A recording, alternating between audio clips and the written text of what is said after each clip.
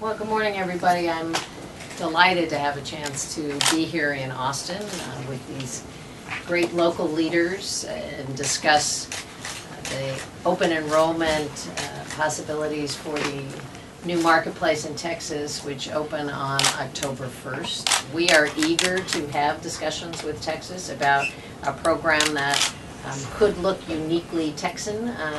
We have a number of state governors and legislators who have fashioned programs around Medicaid expansion that have a lot of flexibility and look very much like the programs in that state. So we're certainly open for those discussions, but as far as I know, those conversations, at least with the state officials, are not taking place right now. Unfortunately, there are lots of people in Texas who will still come through the doors of emergency rooms to access health care, leaving uncompensated care bills for those hospitals to deal with and less healthy conditions for individuals and their families. There are employers who will see the results of a less healthy workforce. I think in Texas there is about $90 billion in federal funding that has been committed to this state over the next 10 years. That is fully paid for.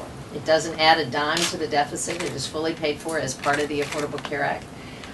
That would be available for newly insured Texans to be able to come into the health system. But absent action by the governor and the legislature, there will still be a lot of individuals, low-income working individuals in Texas, parents of children who qualify for health insurance, but the parents don't have affordable coverage through their site, people who are working 2 and 3 jobs who don't have health coverage, and that situation will continue.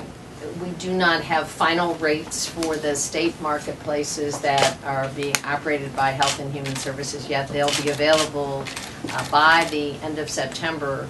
But I would tell you that I think the news is very encouraging. First of all, we know that in the 11 or 12 states running state-based marketplaces where rates have been released, on average the rates are about 18% lower than the current market rates for similar coverage.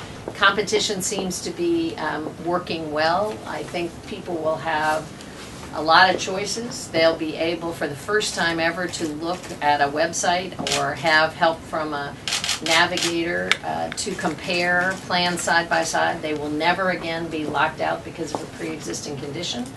Since the Affordable Care Act was passed and signed into law in March of 2010, the lowest increase in the private health insurance market over the last several decades. Rates have risen at a slower pace in the last 3 years than for the 25 years before that. Medicare rates are at an all-time low in terms of cost increases. Medicaid rates nationally actually went down per capita last year, never heard of in the 50 years of the Medicaid program. So overall costs, the notion that somehow the Affordable Care Act is driving up costs is just not true. Open enrollment begins on October 1st. People haven't had a chance to enroll in a new market. That hasn't been available. And I think that the enthusiasm demonstrated here in Austin by the leaders with me today. I was with the Hospital Association and some provider groups a little bit earlier. I'm on my way to San Antonio.